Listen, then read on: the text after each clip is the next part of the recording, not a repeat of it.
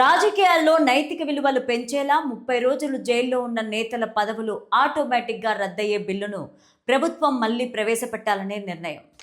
34 మంది ఎంపీల మద్దతు కూడగడితే కీలకమైన రాజ్యాంగ సవరణ బిల్లుకు ఆమోదం.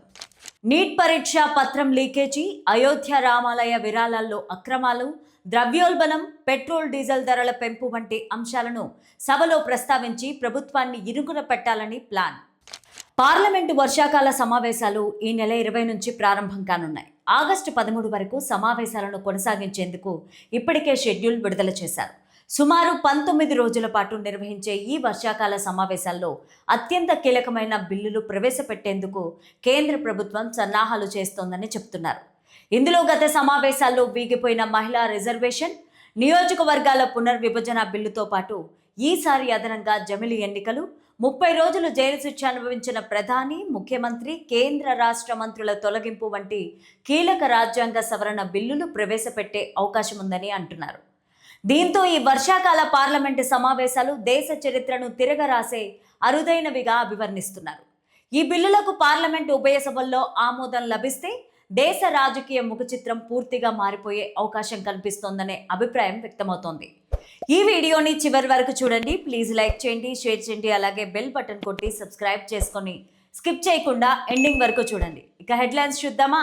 ఓం శ్రీ మహాశక్తి జ్యోతిష్యాలయం, కోయ పూజారి దేవరాజు గారు. విద్య, ఉద్యోగం, వ్యాపారం, ప్రేమ, పెళ్లి, సంతానం, ఆరోగ్యం, భార్యాభర్తల మధ్య గొడవలు, కోర్టు సమస్యలు, వ్యవసాయం, ధన నష్టం, ఆస్తి తగాదాలు, రియల్ ఎస్టేట్, విదేశీ ప్రయాణము, ఇంకా ఏ ఇతర సమస్యలకైనా తమలపాకుపై అంజనము వేసి చూసి చెప్పబడును. ఎన్డీఏ 4.0 సర్కారు లక్ష్యంగా అడుగులు వేస్తున్న ప్రధాని మోదీ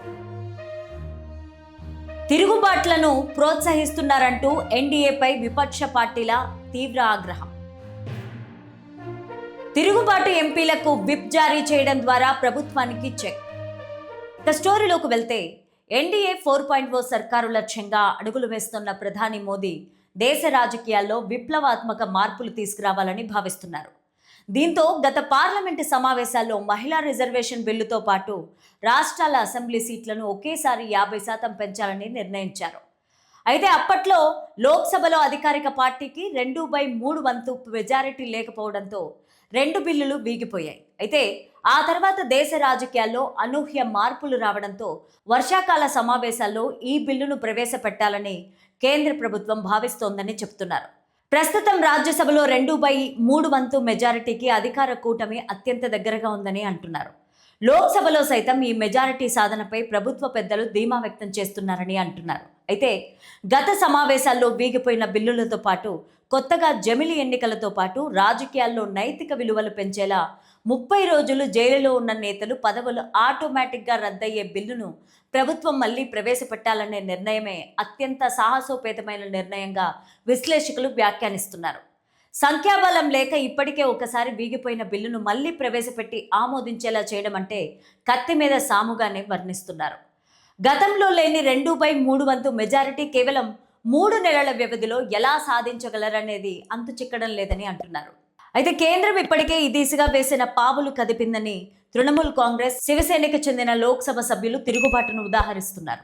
ఈ 2 పార్టీల ద్వారా కేంద్ర ప్రభుత్వం 2/3 వంతు మెజారిటీకి అవసరమైన 60లో 26 మంది మద్దతు కూడగట్టుకుందని చెప్తున్నారు. ఇంకా 34 మంది ఎంపీల మద్దతు కూడగడితే కీలకమైన రాజ్యాంగ సవరణ బిల్లుకు ఆమోదం లభించే అవకాశం ఉంటుందని అంటున్నారు. తృణమూల్ కాంగ్రెస్, శివసేన ఎంపీల తిరుగుబాటును లోక్సభ స్పీకర్ ఓం బిర్లా గుర్తిస్తే కేంద్రం లక్ష్యం నెరవేరినట్లేనని అంటున్నారు. పార్లమెంటు సమావేశాలు ప్రారంభించడానికి ఇంకా 2 వారాల సమయం ఉన్నందున ఈలోగా ఆ 2 పార్టీలకు చెందిన 26 మంది ఎంపీల తిరుగుబాటుకు స్పీకర్ ఆమోదముద్ర వేసే అవకాశం ఉందని అంటున్నారు. తృణమూల్ కాంగ్రెస్ పార్టీకి చెందిన 20 మంది ఎంపీలు నేషనలిస్ట్ సిటిజన్స్ పార్టీ ఆఫ్ ఇండియాలో విలీనం అవుతున్నట్లు ప్రకటించగా, శివసేనకు చెందిన 6 ఎంపీలు శివసేనలో విలీనమవుతున్నట్లు ఇప్పటికే స్పీకర్కు లేఖ రాశారు. ఇక ఈ లేఖను స్పీకర్ ఆమోదిస్తే మొత్తం 26 మంది ఎంపీలు ఎన్డీఏ కూటమి కిందకు వస్తారని అంటున్నారు. దీంతో స్పీకర్ తీసుకోబోయే నిర్ణయం రాజకీయంగా తీవ్ర ఉత్కంఠ రేపుతోంది. మరోవైపు వామపక్షాల్లోని చురుగ్గా ఉంటున్న పార్టీలను ప్రభుత్వం టార్గెట్ చేస్తూ తిరుగుబాట్లను ప్రోత్సహిస్తూ ఉండడంతో విపక్ష పార్టీల నేతలు తీవ్ర ఆగ్రహంతో ఉన్నారని చెప్తున్నారు.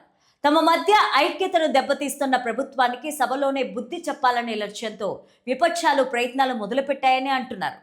తిరుగుబాటు ఎంపీలకు విప్ జారీ చేయడం ద్వారా ప్రభుత్వానికి చెక్ పెట్టాలని భావిస్తున్నారు.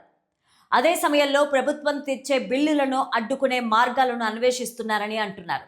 అదే సమయంలో నీట్ పరీక్షా పత్రం లీకేజీ, అయోధ్య రామాలయాల్లో విరాళాల అక్రమాలు, ద్రవ్యోల్బణం, పెట్రోల్ డీజిల్ ధరల పెంపు వంటి అంశాలు సభలో ప్రస్తావించిన ప్రభుత్వాన్ని ఇనుగన పెట్టాలని భావిస్తున్నారు.